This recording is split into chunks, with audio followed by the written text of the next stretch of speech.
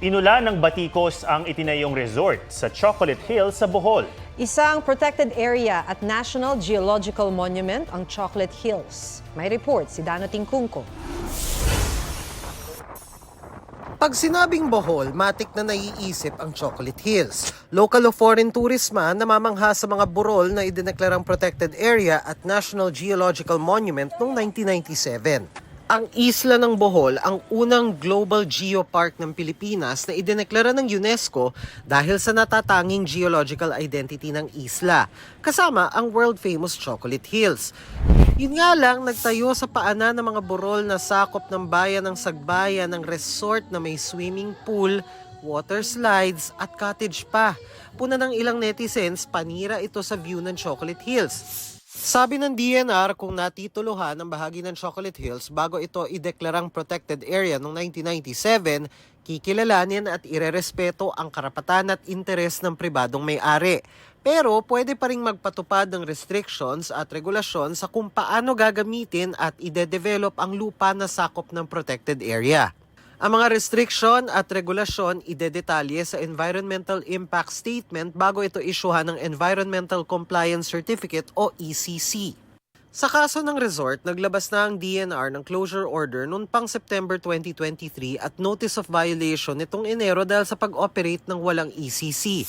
Under the local government code, it's the municipal government that has the primary duty to issue the cease and desist order also and maybe a closure order. Kasi sila din ang nag-issue sa building permit and the mayor's permit. The governor sa provincial government, we can do our supervision making sure na enforce talaga ng municipal government ang batas. Iniimbestigahan na raw ng sangguniang panlalawigan ng pagpapatayo sa resort noon pang September 2023. Inirekomenda rin daw nila na rebisahin ang mga patakaran ng DNR sa pagdevelop ng Chocolate Hills area. We have already sent our recommendations and requests to the DENR to stop any construction within the protected area. We have not received any official written comments or feedback from the DENR, and so with the result of their investigation regarding the Captain's Peak Resort. Ayon naman sa Department of Tourism, hindi accredited at wala ring application for accreditation ang resort sa kagawaran. August 2023 pa raw sila nagpahayag ng pagkabahala at nakipag-ugnayan sa Kapitolyo ng Bohol kaugnay ng issue. Naghain ng resolusyon ng Senate Tourism Committee para imbestigahan ang pagtatayo ng resort. Patuloy pa rin hinihinga ng panayam at pahayag ng GMA Integrated News ang may-ari ng pamunuan ng resort. Dano Tingkungko, nagbabalita para sa GMA Integrated News. Naglabas na ng pahayag ang pamunuan ng resort na itinayo sa Chocolate Hills. Sabi ng The Captain's Peak Garden and Resort Bohol, nalulungkot sila sa mga batikos sa pagtatayo ng resort. Dumaan daw ang kanilang construction plan sa mabusising proseso at nakatanggap din sila ng approval mula sa DNR at iba pang otoridad. Nag-comply din daw sila sa lahat ng regulasyon at gumawa ng mga hakbang para mabawasan ang ecological footprint sa development process. Inilikas ang ilang pasyente ng magkasunog sa Philippine General Hospital. Tinataya nga abot sa 1.4 million pesos ang halaga ng pinsala. May report si Ian Cruz.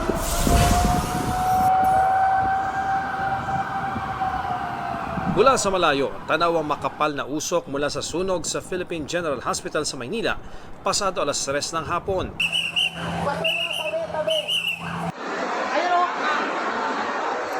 Kinailangan ilabas ang ilang pasyente sakay ng mga hospital bed. May mga nasa atrium o open area sa loob ng main building.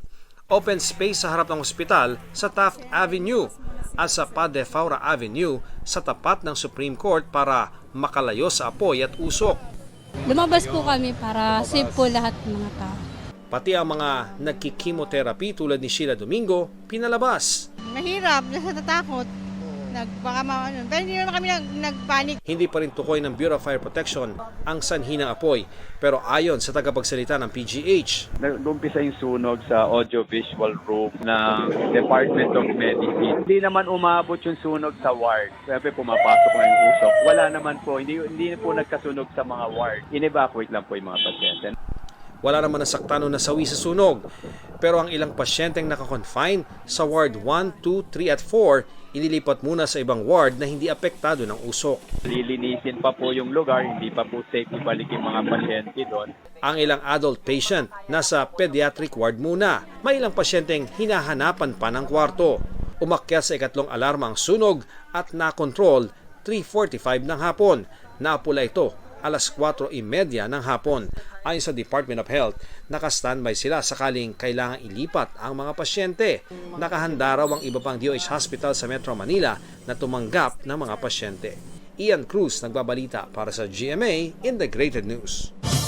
Natanggap na ng kampo ni Pastor Apollo Kibuloy ang show cause order ng Senado. Binigyan si Kibuloy ng 48 oras para magpaliwanag kung bakit hindi siya dapat arestuhin. Kung walang paliwanag hanggang Biyernes, ipaaresto na siya ng komite. Sabi ng abogado ni Kibuloy, pinag-aaralan pa nila kung personal na harap si Kibuloy o susulat para magpaliwanag.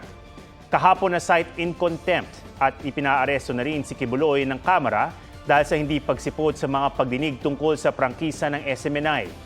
Kaugnay naman sa pagdepensa ni na dating Pangulong Rodrigo Duterte at Vice President Sara Duterte kay Kibuloy, sabi ni Senator Risa Ontiveros, lalong nagiging klaro ang ugnayan ng mga kayamanan nila.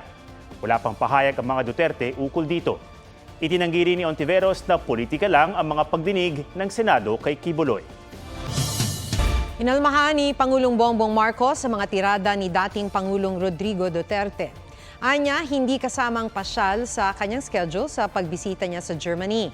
Sa prayer rally kahapon, binanata ni Duterte ang foreign travels ni Pangulong Marcos. Kaugnay naman sa buwelta ni Duterte na inuulit ng Pangulo ngayon ang ginawa noon ng amang si dating Pangulong Ferdinand Marcos Sr. na pakialaman ang konstitusyon. Nalilito raw si Pangulong Bongbong Marcos dahil papalit-palit ng sinasabi si Duterte. This is my schedule for today. Where's the paseo? Wala. Yung kasama niyo kami. We don't make pasyal. Tignan ko muna kung ano ba talaga yung sinabi niya para maintindihan ko dahil hindi ko talaga naintindihan. Kasi parang naiba, bawat salita niya, iba eh. So, I will try to make sense of it.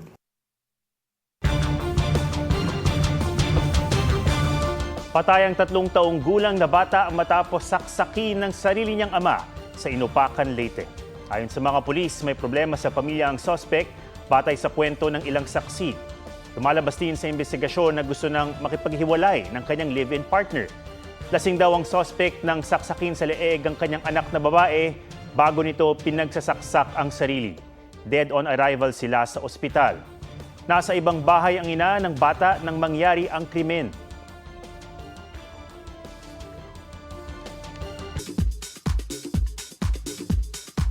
Bilang concert buddies, travel buddies din ang kapuso couple na sina Rabia Mateo at Jeric Gonzalez. May babala naman ng Black Rider star na si Mateo Guidicelli sa gumagamit ng pangalan at litrato ng kanyang misis. May report si Lars Santiago.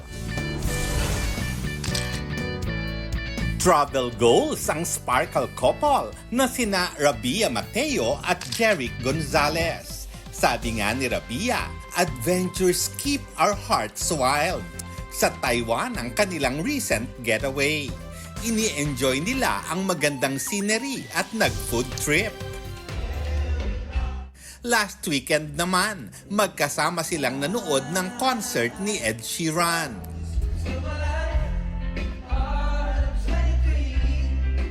Halatang nadala sa perfect moment si Rabia na naluha sa isang punto.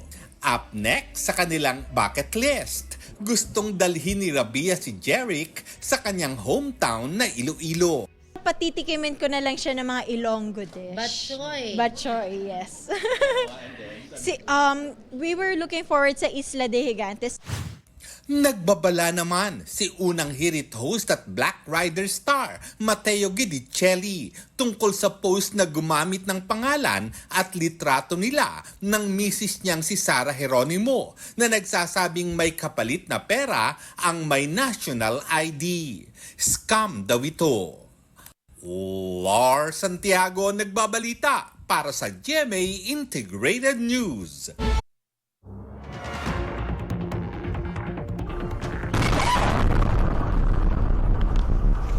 Napahinto ang mga sasakyang sa malakas sa pagsabog sa isang restaurant sa China. Nasira ang ilang sasakyan at gusali habang nagkalat ang mga debris sa kalsada. Sa isa pang dashcam video, makikitang tinamaan ng tumalsik na debris ang isang babae at nadapa siya. Nagtakbuhan naman ng ibang nasa paligid. Di malinaw kung anong sinapit ng babae. Di bababa sa 2 ang patay sa insidente, mahigit 20 ang sugatan. Hinihinalang gas leak ang sanhi ng pagsabog. Hati ang ilang ekonomista sa posibleng maging epekto ng pagtataas ng minimum wage ng mga manggagawa. Sa pagtalakay ng Kamara sa panukalang legislated wage hike, sinabi ng ilang ekonomista na wala namang naitalang negosyo na nagsara dahil sa wage increase. At kung tataas man ang inflation, maliit lang ito. Sa panayam naman sa The Mahangahas interviews, sinabi ng Foundation for Economic Freedom na baka maging dagdag pasanin pa sa mga manggagawa ang umento sa sahod. Posible raw kasi itong magdulot ng malawakang layoff sa ilang kumpanya. Hiling naman ng ilang negosyante, bigyan sila ng subsidy kung itataas ang sweldo ng mga manggagawa. There are no record of closures because of wage increases. Wala po akong nakita na dahil po sa wage increases ay tumaas ang inflation. Meron po siguro bahagya. Kalamidad ang mangyayari sa Pilipinas pag napasa po yan. Kukunti lang po ang makikinabang dyan, yung mga nasa organized. Marami dyan na walang mga sa formal institutions.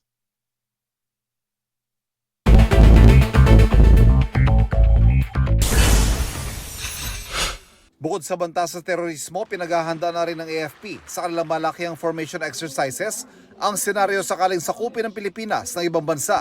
Sa Batanes, 100 residente ang sinanay bilang Army Reservist at tinuruan ng combat skills at paggamit ng baril. Gihit ng AFP Northern Luzon Command, walang banta sa seguridad at hindi sila ide-deploy. Gusto lang matiyak na combat ready sila kung kakailanganin. Libo-libong Pinoy skilled workers kakailanganin sa Germany at Czech Republic. Ilan sa mga alok na trabaho ay sa manufacturing at construction operations. Ayon sa Department of Migrant Workers, kinakasana ang mga kasunduan para sa lehitimo at maayos na deployment sa Germany na itinaon sa working visit doon ni Pangulong Marcos. Sunod na kakausapin ng labor officials ng Czech Republic sa pagbisita roon ng Pangulo. Ivan Merino nagbabalita para sa GMA Integrated News.